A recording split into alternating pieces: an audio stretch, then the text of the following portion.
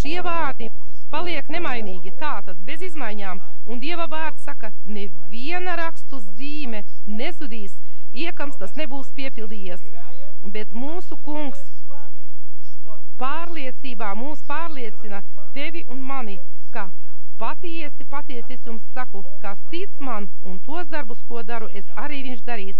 Tagad es gribētu lūgt tos ļaudis, kas pie mums ir atnākuši uz dievkalpojumu pirmo reizi, un ir dota iespēja, lai mēs varētu lūgt, lai viņiem būtu vēlēšanās atdot sirdi kungam, kas no jums to vēlas. Paceliet lūdzu rokas. Lūdzu, kuram ir vēlēšanās, nākiet šurp un mēs lūgsim par jums. Lūdzu, nostājieties šeit un mēs lūgsim par jums. Un es gribu jums nolasīt no Dieva vārda.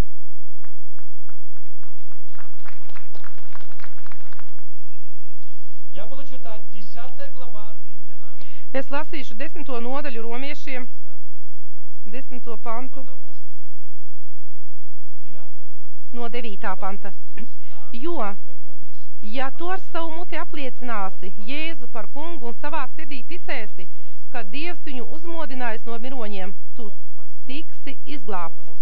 Jo ar sirdsticību panākama taisnība un ar mutes liecību pestīšana.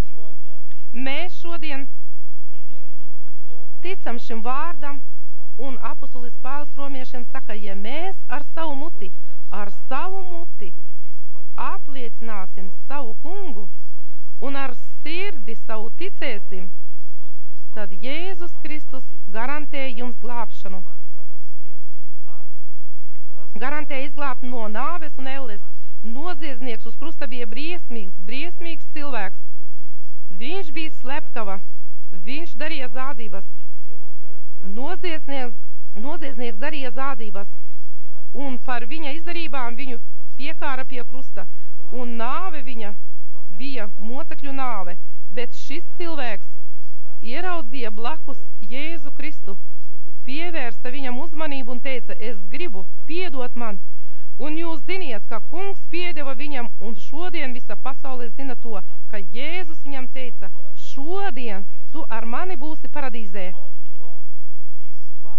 Viņš viņu izglāba no elles un mūžīgās nāves, un tādēļ es tūlīt lūkšu, kā no jūsu sirds, un jūs atkārtojiet šīs lūkšanas vārdus, kurus es lūkšu par jums.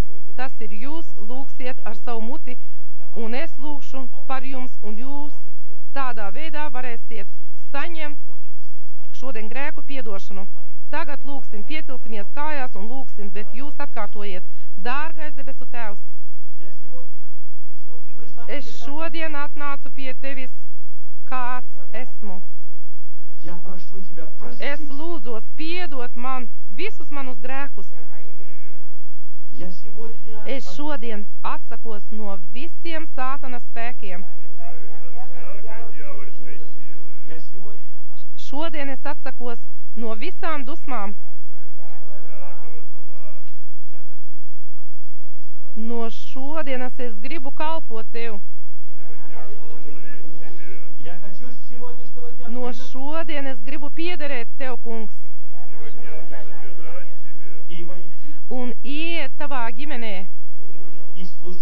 Un kalpot tev ar tīru sirdsapziņu.